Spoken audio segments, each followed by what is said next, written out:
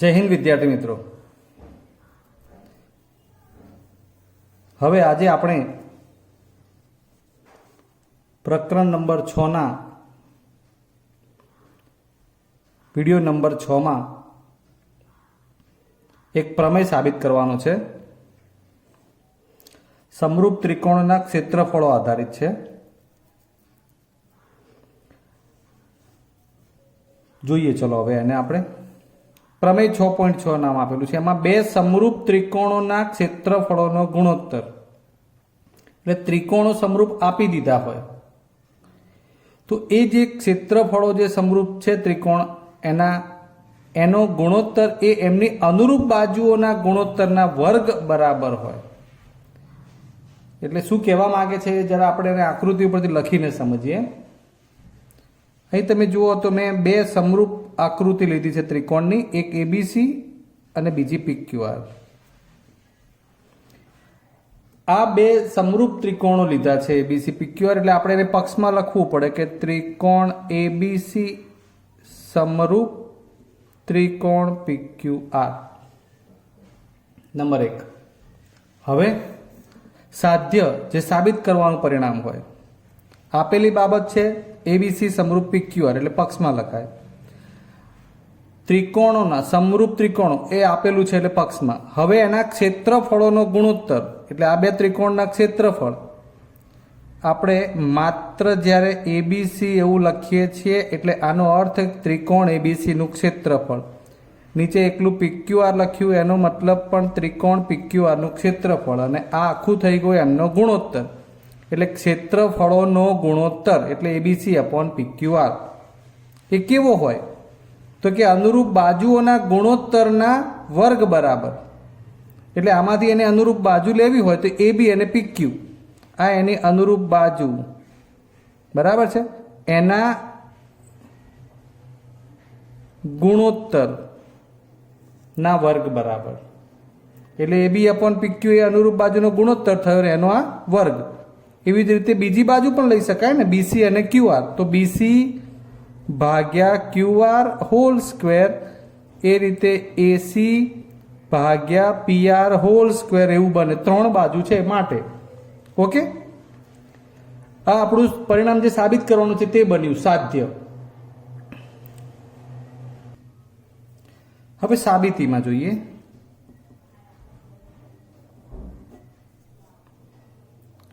સૌથી પહેલા તો આપણે આ ત્રિકોણ એબીસી અને પીક્યુઆર લીધા છે, જેમાં આપણે એએમ અને પીએન વેધ લીધા છે, એટલે એના વિશે લખીશું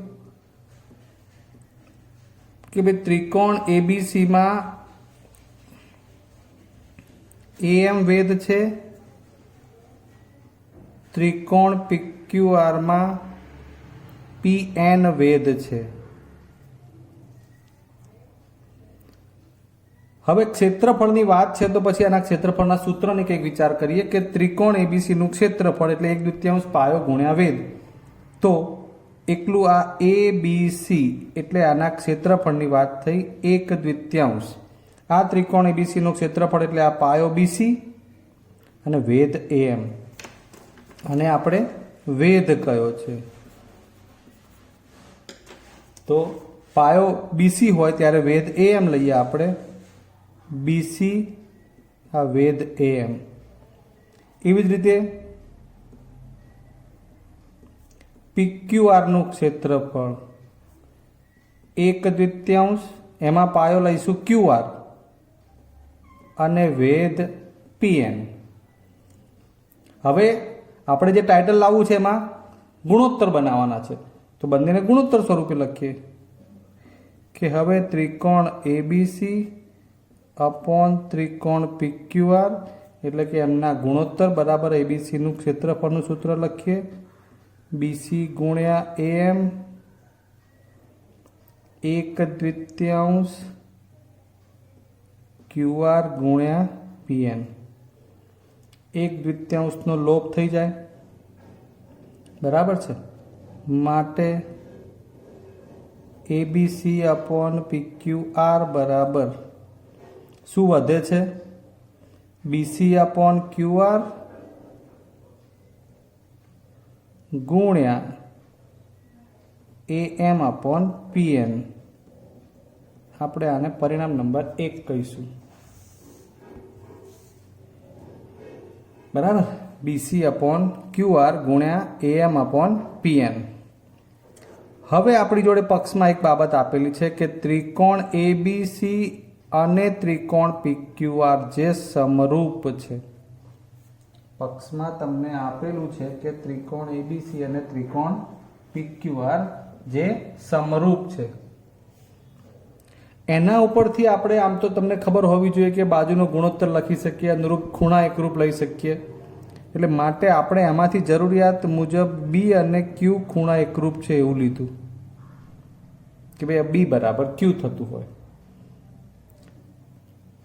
ABC અને PQR માં B અને ખૂણો Q એ બે એકરૂપ હોય। હવે ત્રિકોણ બદલીએ, ABM, ત્રિકોણ ABM અને ત્રિકોણ PQN લઈએ।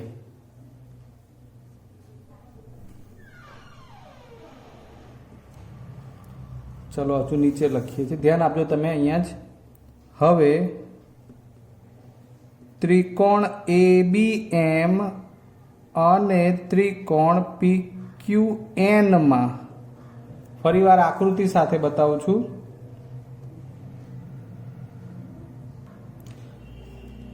આકૃતિ પર સમજી લો મિત્રો, ABM PQN એમાં આપણે આ B અને Q એ આપણને પક્ષમાં જે બે ત્રિકોણો સમરૂપ આપ્યા હતા એને આધીન એકરૂપ કહી શકીએ।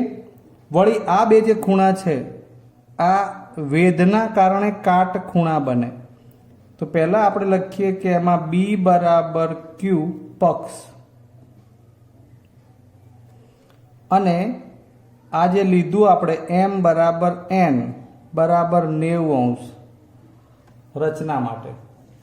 એટલે બન્યું શું, એ બંને ત્રિકોણ માટે અનુરૂપ બે બે ખૂણાઓ જેમ કે B ને અનુરૂપ Q અને M ને અનુરૂપ N એકરૂપ થઈ ગયા। માટે હવે ખુખુ શરત અનુસાર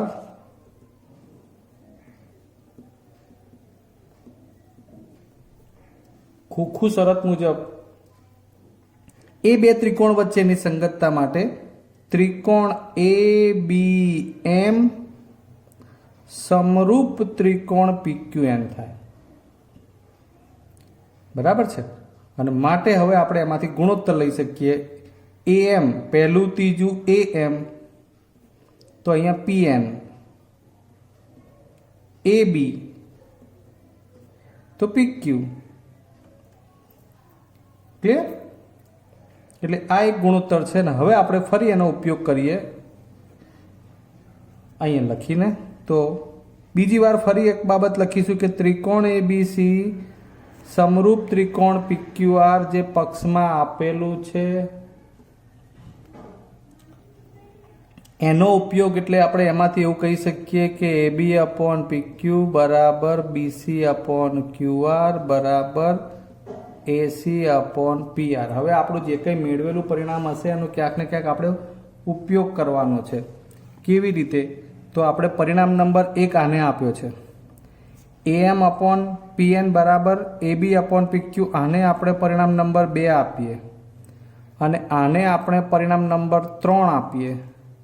તો હવે ધ્યાન આપજો, પરિણામ નંબર 1, 2 અને 3 પરથી શું કહી શકાય? બધા પરિણામમાં અહીંયા ABC अपॉन PQR બરાબર AM अपॉन PN આવે છે। જોજો, એ જ AM अपॉन PN બરાબર AB अपॉन PQ પણ કહી શકાય। બરોબર ધ્યાન રાખજો। અને એ જ AB अपॉन PQ બરાબર BC अपॉन QR પણ કહી શકાય। એટલે એકમાં દાખલા તરીકે લખ્યું છે ABC अपॉन PQR। હવે અહીંયા BC अपॉन QR બરાબર છે, એની જગ્યાએ આપણે શું લખી શકીએ? AB upon PQ।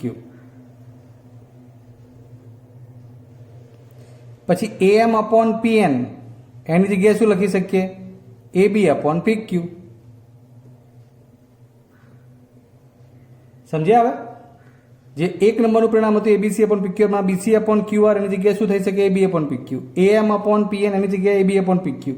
એટલે આડકતરી રીતે અહીં બની ગયું AB square upon PQ square અને માટે એબીસી અપોન પીક્યુ આર બરાબર બંનેને આપણે વર્ગ અંદર કૌંસમાં લઈને ઉપર હોલ સ્ક્વેર આપી દઈએ આખા પદની ઉપર 2 ઘાત. બરાબર છે ને. એ જ પ્રમાણે પછી તમે ત્રણેય બાજુ સમાન હોવાથી BC upon QR whole square લખી શકો, એસી અપોન પીઆર હોલ સ્ક્વેર લખી શકો. આ થઈ ગયું તમારું સાબિત કરવાનું પરિણામ. તો આમ આપણે એવું સાબિત કર્યું કે ત્રિકોણના સમરૂપ ત્રિકોણો સમરૂપ હોવું જરૂરી છે. સમરૂપ ત્રિકોણના ક્ષેત્રફળોનો ગુણોત્તર એ એમની બાજુના ગુણોત્તરના વર્ગો બરાબર થાય છે. ચલો હવે આપણે એક્ઝામ્પલ જોઈએ સ્વાધ્યાય 6.4માં. ચાલો હવે આપણે સ્વાધ્યાય 6.4માં આ પ્રમેયને અંતર્ગત એક્ઝામ્પલ જોઈ લઈએ. આપ્યું છે તે પ્રમાણે ત્રિકોણ એબીસી સમરૂપ ત્રિકોણ ડીએફ તેમના ક્ષેત્રફળો અનુક્રમે 64 સેમી સ્ક્વેર 121 સેમી સ્ક્વેર. આમ તો આકૃતિની જરૂર નથી પણ આપણે ખાલી એક જાણ માટે દોરીએ કે આ ત્રિકોણ એબીસી સમરૂપ ત્રિકોણ પીક્યુઆર આનું ક્ષેત્રફળ 64 એકમ છે, આનું 121 એકમ છે. સોરી ડીઈએફ છે.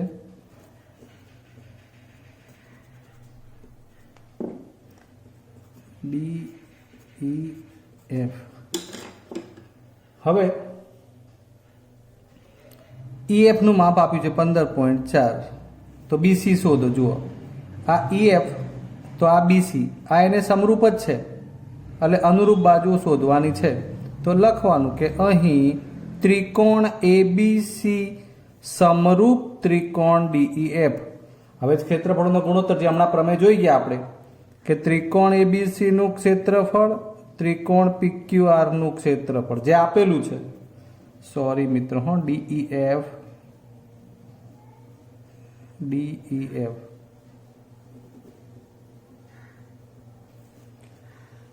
હવે અનુરૂપ બાજુઓ વિચારવાની. સમરૂપતા પ્રમાણે અહીંયા એબી તો એને અનુરૂપ બાજુ થઈ જાય ડીઈ, બીસી તો અનુરૂપ થઈ જાય ઈએફ. આપણને જે જોઈએ છે તે લખવાનું બીસી અપોન ઈએફ નો હોલ સ્ક્વેર. વર્ગ ભૂલાઈ જાય છે મિત્રોથી હંમેશા. અત્યાર સુધી બનતું આવ્યું છે કે વિદ્યાર્થીઓ મોટા ભાગે એબીસી અપોન ડીઈએફમાં બાજુઓ જ લખે છે, વર્ગ નથી લખતા. બરાબર છે, તેનું ધ્યાન રાખવાનું તમારે. હવે એબીસી નું ક્ષેત્રફળ જે 64 છે, ડીઈએફ નું ક્ષેત્રફળ જે 121 આપ્યું છે, બીસી જેનું માપ શોધવાનું છે અને ઈએફ જે આપ્યું છે 15.4 એનો કરી દો હોલ સ્ક્વેર. છૂટું પાડી દઈએ 64 ભાગ્યા 121 બીસી સ્ક્વેર અપોન આ 15.4 બે વાર છે તો આપણે એને 15.4. બરાબર. આ જ બાબતને તમે જો વર્ગમૂળની રીતે લખી હોત તો પણ આપણને ઘણી સરળ પડી હોત, પણ જનરલી તમે એવું કરી નથી શકતા. તો અહીંથી તમારે બીસી સ્ક્વેર શોધીને બીસી શોધવું પડે. એટલે એમ માનો કે આ તો 64 અને 121 નું વર્ગમૂળ નીકળે છે માટે બતાવું છું. સમજી લેજો બરોબર. આ 64 અને 121 નું વર્ગમૂળ મળે છે એટલે ના મળતું હોય તો આપણે આ રીતે અહીંથી બીસી સ્ક્વેરને સૂત્રનો કરતા બનાવીને એમાંથી બીસી શોધવાનું હોય. એ તમને બતાવી દઉં કે બીસી સ્ક્વેર બરાબર શું થાય. તો આ 64 ગુણ્યા 15.4 ગુણ્યા 15.4 આ બંને સામે ઉપર અને છેદમાં 121. આમાંથી તમારે બીસી શોધવાનું થાય પછી વર્ગમૂળ લઈને. હાલ આમાંથી તમારે અહીંયા શું સરળ પડે એ બતાવું હવે. કેમ કે આ વર્ગ છે એટલે સામે તમે વર્ગમૂળ લઈ લો તો આ બીસી અને 15.4 જ વધે અને સામે આ વર્ગમૂળ થઈ જાય એટલે 8/11 થઈ જાય. હા, હવે તમે આ બીસી શોધવું છે તો આ 15.4 8 જોડે ગુણાઈ જાય માટે બીસી બરાબર આ અહીંયા ગુણાય છે 8 ગુણ્યા 15.4 અને છેદમાં 11.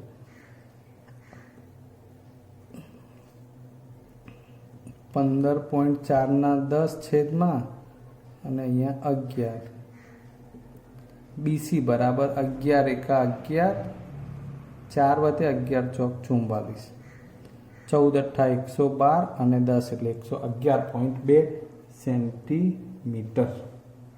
આ રીતે જવાબ આવે. ઓકે, ચલો બીજો એક પ્રશ્ન. 8મો પ્રશ્ન છે જેમાં D એ BC નું મધ્ય બિંદુ છે. આ આકૃતિ વગર તમે કદાચ ઓછું સમજી શકશો, એટલે આપણે એની આકૃતિ બનાવી દઈએ.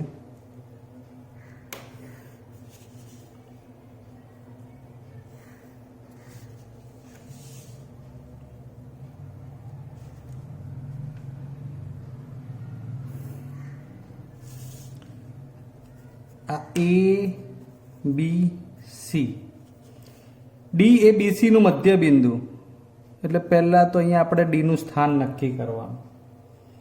એવા બે સમબાજુ ત્રિકોણો ABC અને BDE, એમાં એક તો ABC બની ગયો. હવે BDE ત્રિકોણ બનાવવાનો હોય ને એ પણ સમબાજુ, આ કયું છે એ પ્રમાણે, એટલે BDE નામ લાવવાનું છે. એટલે સમબાજુ બનાવવા માટે એનું માપ BD જેટલું થાય એવો પ્રયત્ન કરવાનો. એટલે આ થઈ ગયો BDE.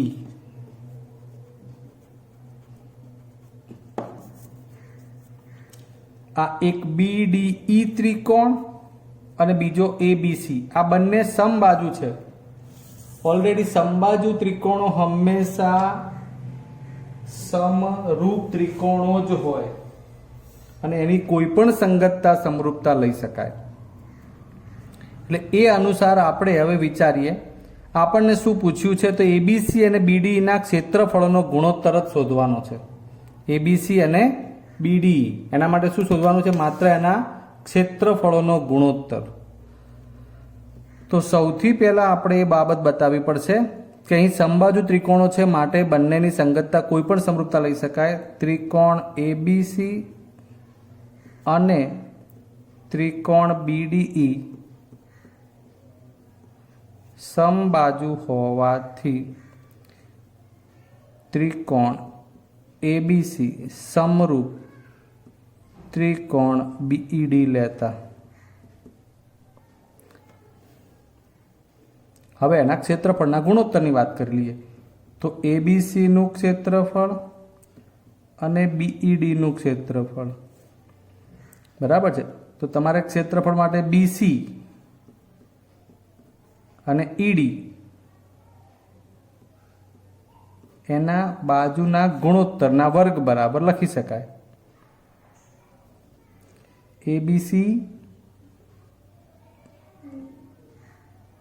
આપણે એને EBD રાખીએ એટલે તમને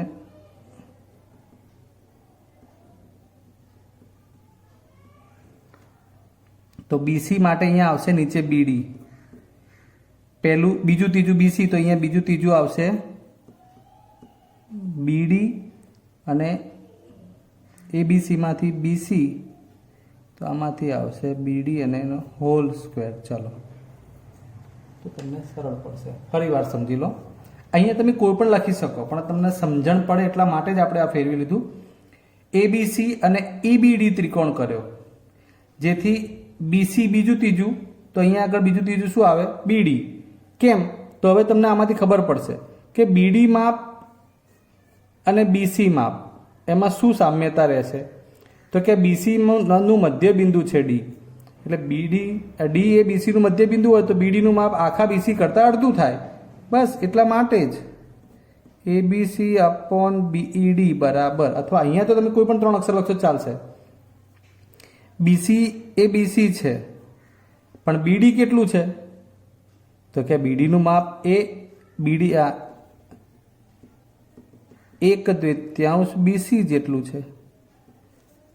એટલે આપણે BD ની જગ્યાએ શું લખી શકીએ? 1/3 BC અને પાછો હોલ સ્ક્વેર. હવે BC નો લોપ થઈ ગયો, એટલે આ બગડો છે ને એ ઉપર આવી જાય, છેદનો છેદ અને ભાગ્યા 1 અને પછી વર્ગ, એટલે 4/1. માટે ABC અપોન BED અથવા EBD 4/1 બને. કેવી રીતે બન્યું? ફરી વાર, આ બીડી જે BC કરતાં અડધું છે એટલે 1/2 BC લખ્યું, BC ઉડી ગયો. 1/2 છેદનો બગડો ઉપર જાય, એનો વર્ગ થાય, નીચે તો 1 જ છે એટલે 4/1. હવે એક કોમન 1 માર્ક્સ માટે સવાલ થઈ શકે એવો પ્રશ્ન કેટલા? 1 જ ગુણ માટે થઈ શકે. બે સમરૂપ ત્રિકોણોની બાજુઓનો ગુણોત્તર 4/9 છે. બાજુઓનો ગુણોત્તર કેટલો આપે છે? 4/9. તો આ ત્રિકોણોના ક્ષેત્રફળોનો ગુણોત્તર શોધવાનો છે. આના માટે શું કરી શકાય?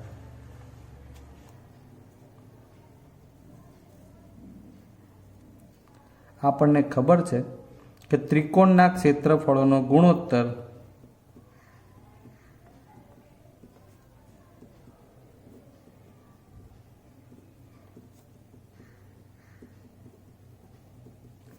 એ બાજુના ગુણોત્તરના વર્ગ જેટલો છે. જ્યાં તમને બાજુઓનો ગુણોત્તર 4/9 આપ્યો છે, બસ તો એના વર્ગ કરી દો એટલે 16/81 એ થઈ જાય ત્રિકોણના ક્ષેત્રફળોનો ગુણોત્તર. ખ્યાલ આવી ગયો? આનાથી ઉલટું પૂછ્યું હોય કે ત્રિકોણના ક્ષેત્રફળોનો ગુણોત્તર 16/81 છે, તો બાજુઓનો ગુણોત્તર શોધો. તો અહીંયા ક્ષેત્રફળોના ગુણોત્તરમાં 16/81 હોય, બાજુના ગુણોત્તર કરીને વર્ગ આપ્યો હોય એટલે એનું વર્ગમૂળ લેવું પડે, તો આ 4/9 આવી જાય. ખ્યાલ આવે છે? એટલે ક્યાં કોનો વર્ગ કરવાનો કે શું કરવાનું એની ખબર હોવી જોઈએ. આવો મિત્રો, વધુમાં એક આપણે ચોપડીનું ઉદાહરણ જોઈએ. રકમ પ્રમાણે તમને એવું આપ્યું છે કે રેખાખંડ XY એ ત્રિકોણ ABC ની બાજુ AC ને સમાંતર છે, એટલે XY સમાંતર AC. ચલો આપણે એ પ્રમાણે જોડે જોડે લખતા જઈએ. અહીં XY સમાંતર AC. તમે જાણતા હોવા જોઈએ કે બે સમાંતર રેખાઓ હોય ને એની આ છેદિકા બનતી હોય ને તો આ બે અનુકોણ બને. એવી રીતે આ બે પણ અનુકોણ બને. બરાબર છે? આ બે રેખાઓ સમાંતર છે અને આ એની છેદિકા બનતી હોય તો આ અનુકોણ. એટલે સ્થિતિ તમને યાદ આવવી જોઈએ. આ આકૃતિને તમે આમ ઊભી કરીને વિચારો ને તો ખબર પડે. ચલો, યાદ આવી ગયો? હવે આમ આ બે સમાંતર અને અહીંથી આ એની છેદિકા એટલે આ અનુકોણ, આ પણ અનુકોણ. એ રીતે. તો હવે એ લખી નાખીએ કે કયા બે ખૂણા અનુકોણ બન્યા. BXY બરાબર A ખૂણો, BYX બરાબર C ખૂણો, અનુકોણ. હવે એની પરથી આપણને બે ત્રિકોણો વચ્ચેની સંગતતા ખૂખુથી લાવવાની થાય. તો ત્રિકોણ ABC સમરૂપ ત્રિકોણ XBY. સમજો, ખૂબ ઉપયોગી છે. 1 માર્ક્સમાં ખાલી શરત પણ પૂછી શકાય આ રીતે. ABC, હવે એને એકરૂપ ખૂણો X થાય છે અને C ને એકરૂપ Y, એટલે ABC A જોડે X, C જોડે Y, એટલે વધ્યો B વચ્ચે, અને B બંનેમાં કોમન છે એટલે બીજા નંબરે B અહીંયા પણ આવે ને અહીંયા પણ આવે. આ બાબત અગત્યની છે કે કઈ રીતે આપણે આ ત્રિકોણો સમરૂપ લાવ્યા છીએ. મહત્વની જે ચેપ્ટરના આધીન બાબત છે આ છે કે આપેલી વિગત ઉપરથી આપણે સંગતતા સમરૂપતા કેવી રીતે લાવીએ છીએ. ઓકે, હવે તે અને તે એટલે આ તે કોણ? તો XY એ ત્રિકોણનું સમાન ક્ષેત્રફળના ભાગોમાં વિભાજન કરે છે. એટલે XY થી જે આખો ત્રિકોણ હતો એના બે સરખા ભાગ થાય છે. ફરી વાર સમજી લો. અને તે એટલે કે આ રેખાખંડ XY એ આ ABC નું બે સરખા ભાગમાં વિભાજન કરે છે. આ આખો ભાગ અને આ આખો ભાગ એટલે કે ત્રિકોણ ABC ના બે સરખા ભાગ થઈ ગયા. તો અહીં ABC આખું જે છે એમાંથી આ એક ટુકડો XBY જે 50 હોય તો આખા ત્રિકોણ ABC નું ડબલ થાય. એટલે એ પ્રમાણે લખી શકીએ કે માટે ABC નું ક્ષેત્રફળ 2 ટાઈમ્સ XBY જેટલું થાય. આ નાનો ત્રિકોણ જ આવ્યો અંદર XBY બરાબર છે. સમાન આખું એબીસી એ સમાન બે ભાગમાં વહેંચાયું, જેમાંનો એક ભાગ એક્સ બી વાય છે. એનો મતલબ કે આખો ત્રિકોણ એના કરતાં ડબલ થાય, એટલે 2 ટાઈમ્સ એક્સ બી વાય. આમાંથી આપણે ક્ષેત્રફળ બનાવીએ. એબીસી એક્સ બી વાય નીચે ઉતાર દઈએ તો શું બને? ઉપર 2 અને આ છેદમાં 1. આમ કરીને આડકતરી રીતે તમને બે ક્ષેત્રફળોનો ગુણોત્તર 2:1 મળ્યો. ઓકે, આપણે અહીંયા પરિણામ નંબર માનો કે સમરૂપતા લીધી હતી, એને આપણે 1 આપવાનું છે ખોખું શરત અનુસાર, અને એમાંથી આપણે એનો ગુણોત્તર લખીએ. હવે ABC upon X B Y બરાબર શું બને? આમાંથી AB ભાગ્યા એક્સ બી એનો હોલ સ્ક્વેર. હવે ધ્યાન આપજો, અહીંયા ABC upon X B Y ક્ષેત્રફળ 2:1 આવી ગયું છે. હવે આપણે ક્ષેત્રફળનો ઉપયોગ કરવો હોય તો અહીંયા AB અપોન એક્સ બી એના હોલ સ્ક્વેર બરાબર આ ક્ષેત્રફળ મૂકી શકીએ. બરાબર છે. આ પરિણામ અહીંયા મૂકો એટલે આ શું બની જાય? 2/1 બરાબર AB અપોન એક્સ વાયનો હોલ સ્ક્વેર. ખ્યાલ આવી ગયો? AB upon X B Y અહીં મૂક્યું છે એટલે 2/1. હવે વર્ગ દૂર કરવો છે એટલે વર્ગમૂળ મળશે. તો હવે એને ફેરવી લખીએ. ચલો એક વખત તો ધ્યાન આપજો જરા. AB અપોન એક્સ બી, આ વર્ગ ચલો આમને એમ રાખીએ 2/1. મેં ડાબી અને જમણી બાજુ જ ફેરવી છે, બીજું કંઈ નથી કર્યું. અને માટે હવે તમારે અહીંયા ધ્યાન આપવાનું છે, બીજે ક્યાંય નહીં. AB અપોન એક્સ બી એટલે આનું વર્ગમૂળ થઈ જાય √2 અને 1નું વર્ગમૂળ 1. બંને બાજુ વર્ગમૂળ લેતા બધી જ બાબતો બોલું છું. વર્ગમૂળ કેમ લેવું પડ્યું? તો આપણને અહીંયા વર્ગ દૂર કરીને AB અને XY જોઈએ. હવે આનું ઉલટું કરવાનું છે. એક્સ બી ભાગ્યા AB તો 1 ઉપર આવે, √2 નીચે આવે. ઓકે, હવે 1માંથી આ બંને પરિણામ બાદ કરવાના. કેમ એવું કરવાનું એ થોડુંક આવશે એટલે આઈડિયા લઈએ આપણે. 1 - એક્સ બી અપોન AB બરાબર 1 - 1 અપોન √2. હવે AB અહીંયા ગુણાકારમાં જાય એટલે AB - x B upon AB એવું લખાય. અહીંયા √2 - 1 અપોન √2. હવે તમને પ્રશ્ન 100% થાય કે સાહેબ આવું કેમ કર્યું છે? ખરી વાત છે, જોઈએ. AB - એક્સ બી એટલે શું બને? આકૃતિમાંથી આખું આ AB એમાંથી એક્સ બી બાદ કરો એટલે શું મળી જાય? AX.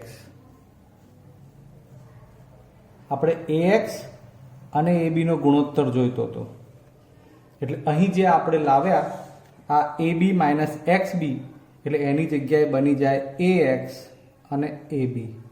આ આપણો માંગેલ ગુણોત્તર છે. AB - એક્સ બી બરાબર AX. અને આ યાદ કરો, અહીંયા તમારે √2 વડે ઉપર નીચે ગુણવું પડે. ધોરણ 9માં પણ શીખેલા છો કે આ નીચે છેદ સરખો એટલે કે સમમેય બનાવવા માટે. અહીં લખીએ તો AB - એક્સ બી બરાબર AX. એટલે આ √2 કરશો એટલે આ 2 થઈ જશે. ઉપર √2 બંને જોડે ગુણાશે એટલે અહીં √2 ગુણ્યા √2 એટલે 2 - √2 એકા √2.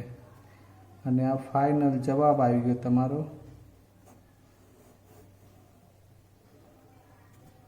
AX અપોન AB જે માંગેલ છે બરાબર 2 - √2. આ કેવી રીતે આવ્યા ફરી વાર સમજાવ્યું હતું કે આ √2 બંને જોડે ગુણાયા. √2 ગુણ્યા √2 એટલે 2, √2 એક જોડે પણ ગુણાય એટલે √2 એકા √2. ઓકે, ચાલો ત્યારે તો આજે આપણે આ પ્રમેય 6.6 જે ક્ષેત્રફળોના ગુણોત્તર આધારિત છે ને એના આધારિત એક્ઝામ્પલ પણ જોઈ લીધા. એટલે આપણું એ સમગ્ર 6.4 સુધીના પ્રકરણનું કામ પૂર્ણ થાય છે. રજા લઈએ. જય હિન્દ.